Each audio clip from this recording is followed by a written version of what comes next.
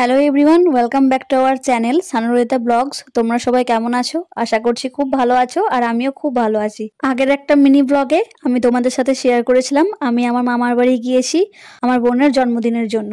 আর দেখো মামার বাড়িতে এইখানে কত রকমের সবজি লাগিয়েছে। এদিকে সকাল সকাল ঘুম থেকে উঠেই আমরা চারজন মিলে, আমি, মা, পূর্বা, সাথে আমার মামার ছেলে, এই চারজনে চলে এসেছি আরেকটা বাগানে। এখানে অনেক রকমের মামা সবজি লাগাতো, বাট এবারে দেখছি যে সেরকম কিছুই লাগায়নি। এখানে বাঁধাকপি আর শুধু ফুলকপি লাগিয়েছে।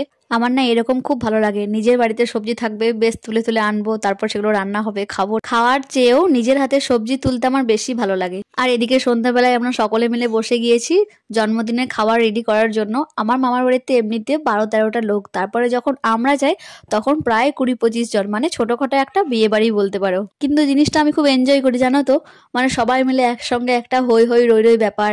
আর আমার মামার ছেলে মেয়ে নিয়ে মোট 5 জন, তো ওদের সাথে সারাদিন হই হট্টগোল করতে করতে কখন যে দিনগুলো পেরিয়ে যায় বুঝতেই পারি না। বার্থডে স্পেশাল ছোট করে একটা ডেকোরেশনও করা হয়েছে এখানে। बहन का जन्मदिन है आज। ये है काकीमा। हेलो, मेरा बहन का जन्मदिन है। ये मेरा बहन तो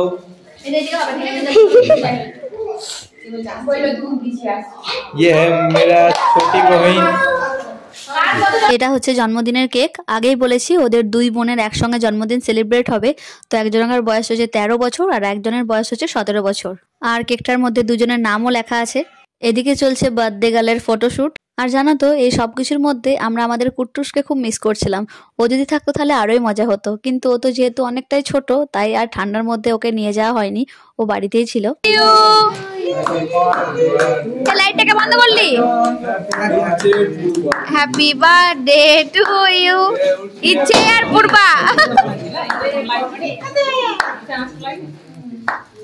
ইয়ে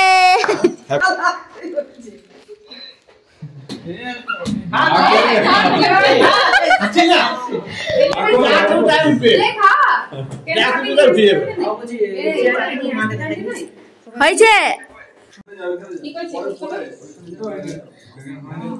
মামে, কেক খাও।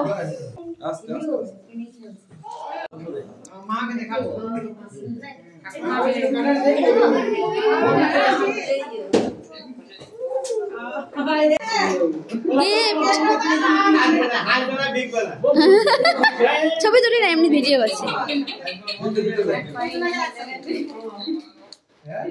ঠিক আছে।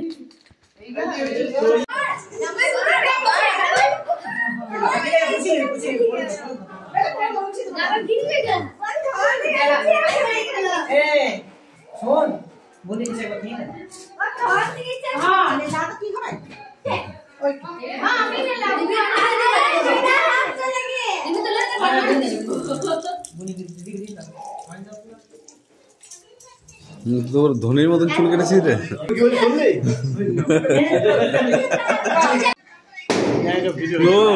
প্রণাম কর, প্রণাম কর।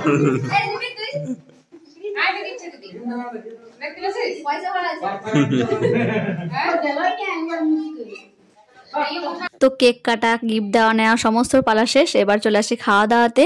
এক ব্যাচ অলরেডি খেয়ে উঠে গেছে, এবার সেকেন্ড ব্যাচের পালা। আর সেকেন্ড ব্যাচে আমরা আছি। মেনুতে ছিল নান, পোলাও, মাটন কষা, তার সাথে পায়েস আর মিষ্টি। আর এই রান্নাগুলো আমার মামিরা মিলেই করেছিল। চলো তাহলে আজকের ব্লগটি আমি এখানেই শেষ করছি। দেখা হচ্ছে আবার অন্য কোনো ব্লগে। ততক্ষণ যেন সকলে ভালো থাকবে, আর পারলে প্লিজ চ্যানেলটি সাবস্ক্রাইব করে দিও। টাটা।